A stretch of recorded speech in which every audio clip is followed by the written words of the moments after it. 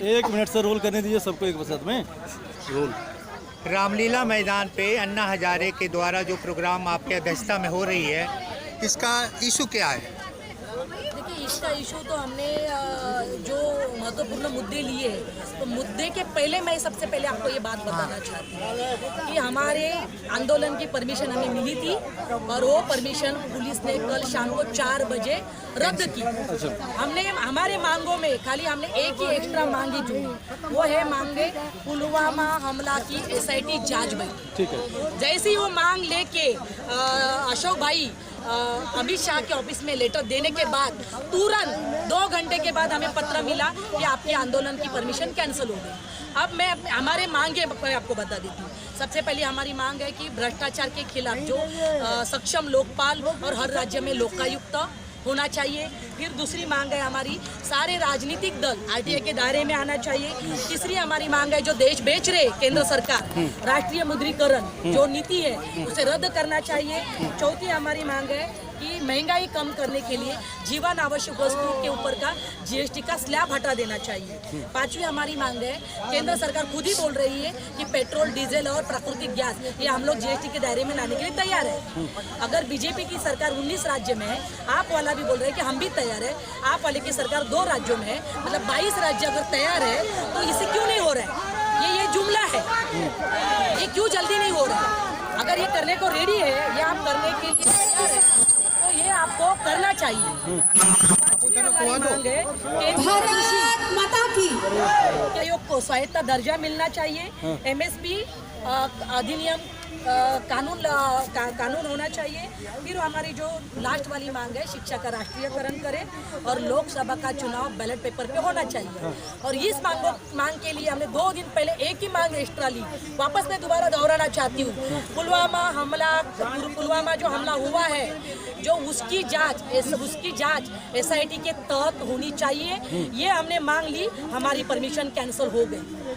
Ma'am, जब आप ये देख रहे हैं कि तमाम जो स्थितियां अभी देश के अंदर में बनी हुई है और ऐसे में जब आप ये एक नया आवाज़ उठाने के लिए कोशिश कर रही हैं और जैसा आपने भी जिक्र किया कि कल ही पुलवामा वाला जो आपने SIT की मांग करी तो आपका ये कैंसिल हो गया, तो क्या ऐसे में लगता है कि जिस तरीके से आप ये अनिश्चितकालीन धरना का सहारा ले रहे हैं ये शांतिपूर्वक चल पाएगा? एक तो सबसे पहली बात है कि जैसे अनिश्चितकालीन अनशन का हमने बोल दिया, उन्होंने तो 4 बजे कैंसिल किया। अभी वैसे भी गिर जाएगा। उसके बाद अशोक सब्बन जी पुलिस स्टेशन में गए, उन्होंने बोला हमारे लोग आए हुए हैं, कम से कम हमें 4 घंटा बैठने दीजिए।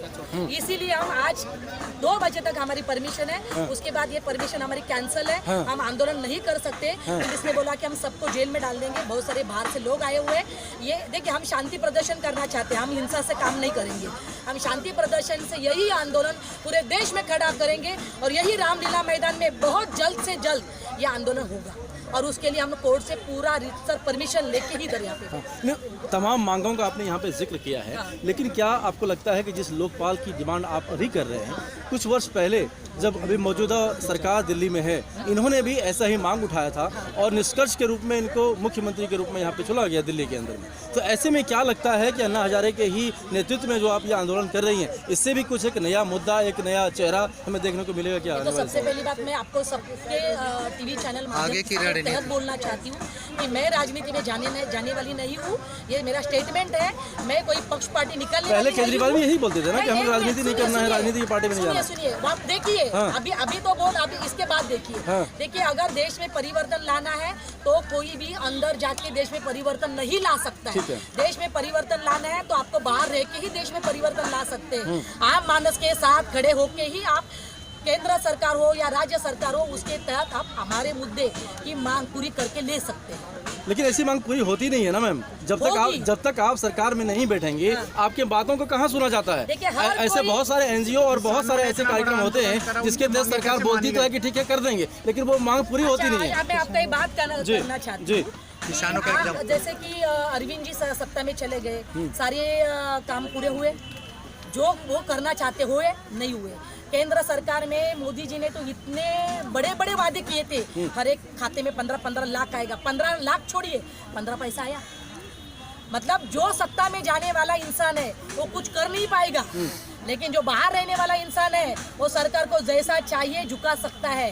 अन्ना खुद बोलते हैं कि मतलब जैसे अन्ना ने बोला था कि विष्णु प्रसाद बराल। थोड़ा जोर से बोलिए, जोर से। विष्णु प्रसाद बराल जी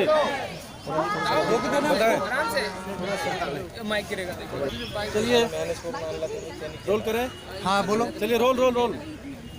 रामलीला मैदान में अन्ना हजारे के अधीन कल्पना के अध्यक्षता में जो प्रोटेस्ट हो रही है, इसके साथ आप लोग कितने लोग आए हो और कहाँ से आए हो, क्या डिमांड है आपका? सारे राज्यों से आए हुए हैं। हाँ, जितना हमारा 37 यूटी आन राज्य मिला गए भारत में, सारे राज्य से यहाँ उपस्थित है। और इसके मांगे ये है, ये जो अभी हमारा अध्यक्ष जी ने कहा है कि भ्रष्टाचार जड़ से खत्म करनी है, ये तो खत्म नहीं हुआ और बढ़ते जा रहा है। और दूसरा मांग है देखिए, राजनीति को आरटीआई के दायरे में लाना है, क्योंकि राजनीति क्या कर रहा है क्या न कर रहा है पता ही नहीं चल रहा है उनको। जब तक हमने आरटीआई के दायरे में न लाए, तो अभी आरटीआई का कानून को कमजोर कर दिया, उसको क्यों कम किया है, कमजोर क्यों किया है सरकार, केंद्र सरकार ने? इसका कौन जवाबदारी होगा? इसका जवाब दे तो माननीय सामान्य प्रधानमंत्री जी उन्हें पड़ेगी, क्योंकि उन्होंने ये राष्ट्रीय ये जो आरटीआई बनाया था बहुत मजबूत कानून था, इसको खत्म कर दिया, कानून को कमजोर कर दिया, ये कोई नहीं जानता है।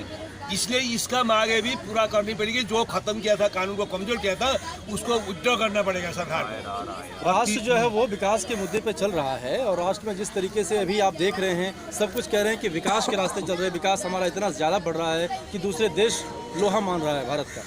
ऐसा है? हाँ।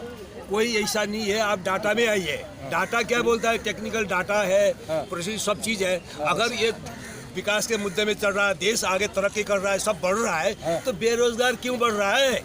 जब जहाँ विकास होता है वहाँ बेरोजगार नहीं रहता है। आप ये चीज़ समझ लीजिए। 1 नंबर में, 2 नंबर में जहाँ आरटीआई कमजोर किया जा रहा है, क्यों कमजोर किया जा रहा है? आरटीआई को कमजोर करना मतलब गलत काम हो रहा है, गलत नीतियाँ हो रहा है, उसको आरटीआई के जरिए पता न लगा ले, इसीलिए उसको कमजोर करा रहा है। नहीं, बेवजह कह रहे हैं कि बहुत सारे ऐसी चीज़ें, ऐसे मसले हैं जिसमें बेवजह लोग आरटीआई लगाते हैं, जिसका कोई औचित्य नहीं होता है। नहीं, बेवजह कोई नहीं लगा, किसी के पास इतना समय नहीं है, और आम जनता समझते नहीं है इतना ज़्यादा से गाँव का रहने वाला। जो सक्षम व्यक्ति है, जो टेक्निकल व्यक्ति है, वही लगाता है, जो अच्छा से जानता है और चीज़ को समझता है। तो इसीलिए उन्होंने आरटीआई को खत्म कर दिया, कमजोर कर दिया। अभी उसका एक पाव टूटा हुआ है, उसको लगाना पड़ेगा दोबारा। लेकिन आज तो आप लोग यहाँ से निकल रहे हैं, क्योंकि अनशन तो आपका बहुत ज़्यादा दिन चलने वाला नहीं है, आज ही जा रहे हैं। देश में जा रहे हैं। देश में जाएंगे, पूरा 37 राज्य यूटी है भारत में, वहाँ जाएंगे, देश के जरिए फिर जमा होंगे, फिर यहाँ में कोर्ट से परमिशन लेंगे, दोबारा यहाँ बैठेंगे, और सरकार ये जितना मांगे हैं, हमारा अध्यक्ष जी ने कहा है, इसको पूरा करके ही मानेंगे। और जब तक ये नहीं करेंगे तो देश का जनता को आज़ादी नहीं मिला है। जब तक महात्मा गांधी के राजनीति में थे, नहीं थे, आज उनका पैसा तो पैसा में रुपया नोट तो उनका ही छापा हुआ है, क्या तो राजनीति जाना जरूरी नहीं है? तो अन्ना हजारे क्या राजनीति कर रहे हैं, कितना काम कर रहे हैं आज तक, इतना आज जो सरकार बदला है, किसकी बदौलत बदला है? अन्ना हजारे की बदौलत बदला है। और आज क्या बात कर रहे हैं लोग? तो इसलिए आज उन लोग अपने मर्जी चला के सब कुछ बर्बाद कर दिया देश को। तो क्या ये माना जाए कि वर्तमान सरकार जो इस पर विश्वास नहीं है आप लोगों का? 15,39,000 कहाँ गया? 2 करोड़ नौकरी कहाँ गया? और उसके बाद में किसानों का डबल आय आमदनी कहाँ गया 2022 तक का? और चौथा नंबर में देश को स्पीड बुलेट ट्रुक 6 महीना में बोला, अभी तक बुलेट ट्रुक का सपना नहीं हो रहा है, लाइन नहीं मिल रहा है। तो ये सारे मांगे छोड़िए ना, बोलने से नहीं होगा, करने से होता है। तो महात्मा गांधी बोले नहीं थे, करे, तो अब तो उनका वो राजनीति में थे नहीं थे। सबको कुर्सी चाहिए, कुर्सी में आएंगे और अपना काम करेंगे, और कोई दुनिया का मतलब नहीं है। ये आज की ये पैटर्न बना हुआ है देश में, ये पैटर्न को खत्म करना होगा, काम करना होगा। इसके लिए ज्ञापन किसको किसको दिया गया है? ज्ञापन हमारा प्रधानमंत्री को दिया, राष्ट्रपति को दिया, दूसरा गृह मंत्री। और दूसरा मैं ये बता दूं आप लोग, क्या अन्ना हजारे की कोई राजनीतिक पार्टी है? लोग कहते हैं कि अन्ना हजारे भारतीय जनता पार्टी की गोद में सो गया। तो अन्ना हजारे की जो टीम है, ये भारतीय जनता पार्टी के खिलाफ बोल रही है। हम भारतीय जनता पार्टी के खिलाफ तो बोल रहे हैं, उनकी जो नीतियां हैं उन नीतियों के खिलाफ बोल रहे हैं, भाजपा की नीतियों के खिलाफ। तो ऐसा क्यों बोल रहे हैं लोग? ऐसा रूमर क्यों फैला रहे हैं कि अन्ना हजारे भारतीय जनता पार्टी की गोदी में बैठा हुआ है, अन्ना बाहर नहीं निकल रहा, अन्ना कहाँ भाग गया? है। आपका कहने का अभी आपने ये कहा कि कोई दूसरा केजरीवाल पैदा होगा, बहन हमारी इनाम कल्पना जी को कहा आपने, लेकिन मैं आपको ये बताऊं जो लोग हमारे साथ थे हमने उनको मक्खी के तौर निकाल के फेंक दिया। अरविंद केजरीवाल की औकात नहीं है कि जो हमारे मंच पे आके खड़े हो जाए, यहाँ पे भाषण दे दे। ये हम लोग गरीबों का मंच है, गरीब लोगों का है, और ये अपने पैसों से आए हम लोग। हम कोई गाड़ी की भीड़ नहीं लाए हैं, चंदा इकट्ठा करके लाओ और बसें भर भर के ले आए, हम उनमें नहीं है। हम लोग स्वयं अपनी मर्जी से अन्ना जी के आदेश पे हम यहाँ आए हैं, इच्छा से आए हैं। तो क्या उम्मीद किया जाए कि आने वाले समय में आप लोगों को देखेंगे बहुत जोर शोर से दिल्ली के सभी बिल्कुल। गलियों देखो में? आज अभी हमारी बहन कल्पना जी ने जैसे आपको बताया जी। कि इन लोगों ने हमको रामलीला मैदान में अनिश्चितकालीन अनशन की परमिशन दी पहले। हाँ, हाँ। उसके बाद कुछ घंटों के बाद जब सरकार को ये पता लगा, LIU को पता लगा कि ये तो बहुत बड़ा आंदोलन, अन्ना कहीं ऐसा ना हो कि साड़ में चुपचाप अन्ना भी चुपचाप यहाँ आके बैठ जाए हमारे साथ में, इसलिए सरकार डर गई। उन्होंने अगले दिन इसको हमारी परमिशन को कैंसिल कर दिया।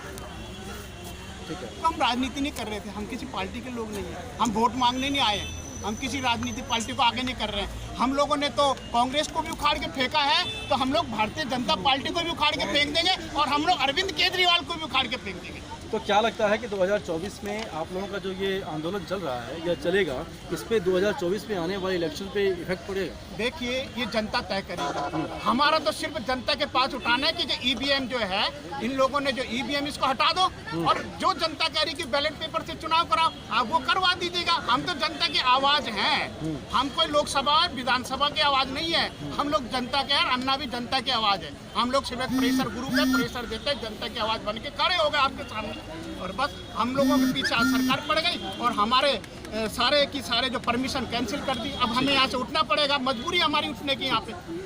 क्या जनता अगर जनता का काम करे तो हम आज के हमारे अन्ना हजारे जी राजनीति में नहीं गए, लेकिन उनका आवाज से सरकार डरती है और वो घबराती है, और साला वो बोलती है कि हम ये उसको ये करेंगे तो हमारा सरकार गिर जाएगा। क्योंकि कांग्रेस की सरकार गिराई अन्ना हजारे जी ने, अब बीजेपी के गिराने में क्या था? उस टाइम में अन्ना हजारे के सारे इसका ताकत को लेकर इन्होंने सरकार बने, अब उससे भी ज़्यादा बहत्तर बना दी। अभी RTI राज देखिए, सुरक्षा कानून बना था, उसको भी कमजोर कर दिया।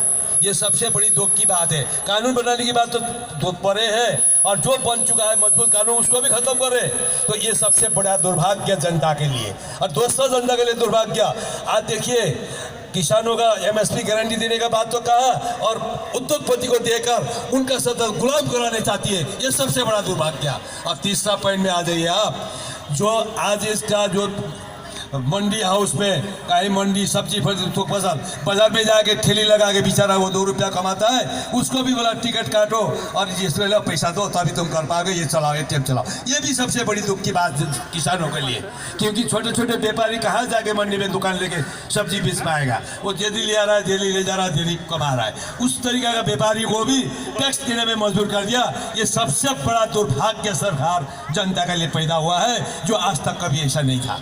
और तीसरा भ्रष्टाचार, देखिए आप हर ऑफिस में जाइए, भ्रष्टाचार चरम से आगे बढ़ चुका है, क्योंकि मनमाना हो चुका है। अब जितने सरकार में है वो सरकार के समर्थन के लोगों हैं, उन लोग ने क्या करता है, वो जो करता है सरकार उसके लिए अनदेखी कर देता है, क्योंकि उनको अधिकारी चाहिए, उनके जरिए काम कराना है। इसलिए भ्रष्टाचार बहुत ज़्यादा बढ़ चुकी है, उसको खत्म कर सकता तो एक ही मात्र व्यक्ति कर सकता है विश्व में, वो है अन्ना हजारे जी, जिसको आज हम लोग सब उनके अगुवाई में, उनके नेतृत्व में, उनके मार्गदर्शक में हम लोग यहाँ जुड़े हुए हैं और बैठे हुए हैं और आगे चलाएंगे। उसके साथ साथ हमारे बहन जो कल्पना ईमानदार जी है, उन्होंने अपना ये जब बिड़ा ये बोझ को अपने कंधे में उठाकर आगे बढ़ने का निर्णय लिया, उसके लिए भी हम उनको ज़्यादा बहुत बहुत स्वागत और धन्यवाद देते हैं। आज हमारे अशोक भाई जो है उनको भी हम धन्यवाद देते हैं, और हमारे दफ्तर सबको जो जितने जहाँ से आए हैं सबको धन्यवाद देते हुए मैं अपना